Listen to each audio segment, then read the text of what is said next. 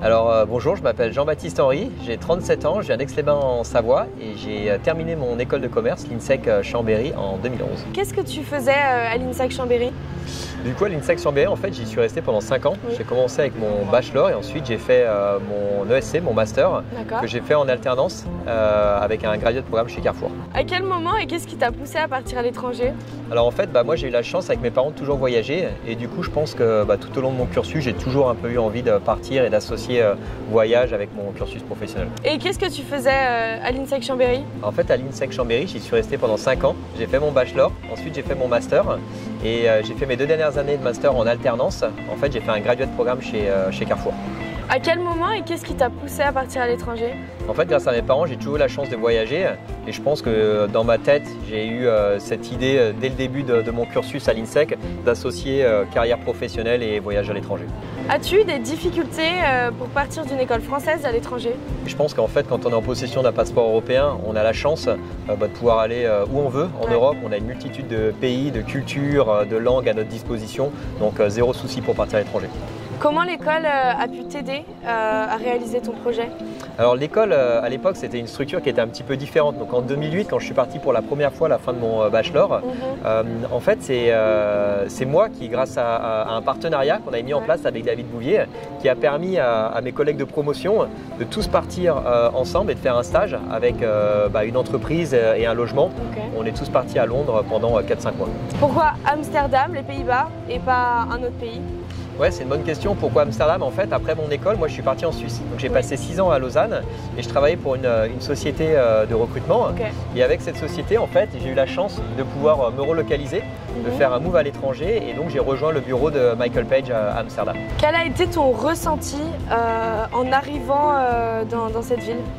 Le ressenti, c'est presque une anecdote. En fait, c'est la première fois que j'ai pris le métro pour aller au boulot.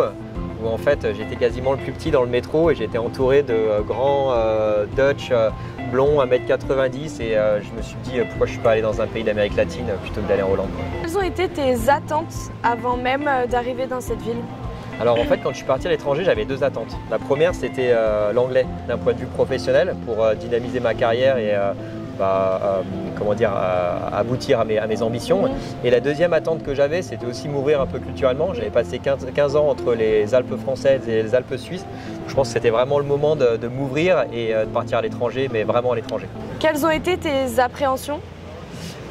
Zéro appréhension. En fait, je pense que c'est une super chance de pouvoir partir à l'étranger. Donc, encore une fois, moi j'ai eu la chance un petit peu de voyager dans le cadre professionnel de mes parents. Donc j'étais entre guillemets un peu habitué à ça, mais zéro appréhension et j'invite tout le monde franchement à partir à l'étranger. Et même d'un point de vue recruteur, je pense que c'est une ligne qu'il faut mettre sur son CV à l'étranger. À ton échelle, est-ce que tu as ressenti des difficultés pendant le Covid?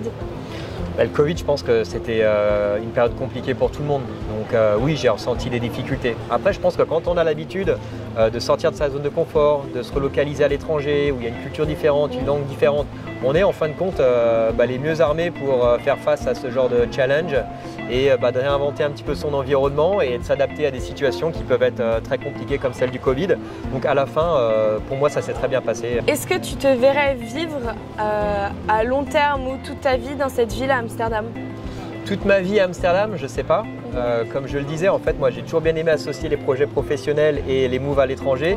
Donc la société dans laquelle je travaille, je pourrais avoir la chance d'aller ailleurs dans le futur. Et je pense que si j'ai l'occasion, je la saisirai et je me relocaliserai à l'étranger. Est-ce que tu peux nous parler un petit peu plus de la boîte dans laquelle tu travailles en ce moment? Ouais, je travaille pour une société qui s'appelle O9 Solutions. En fait, on a le siège européen ici à Amsterdam, c'est une tech company. Et moi, je m'occupe de l'équipe recrutement pour EMEA. Donc, on a une équipe de 7 et on est dispatché un peu partout en Europe. Et aujourd'hui, quels sont tes projets professionnels?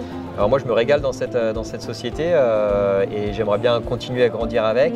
Et comme on le disait, c'est une société qui est globale, donc qui a des bureaux un peu partout dans le monde. Et si je pouvais avoir l'opportunité de bouger à l'étranger, de prendre un périmètre un peu plus grand, ça serait l'une de mes ambitions professionnelles. Est-ce que tu aurais un petit conseil pour nos étudiants qui veulent se lancer à l'étranger comme toi? Mais je pense qu'il ne faut pas avoir peur de partir à l'étranger. C'est une chance, surtout en fin de cursus universitaire ou début de carrière. Je pense que c'est vraiment une chance, c'est quelque chose qu'il faut faire.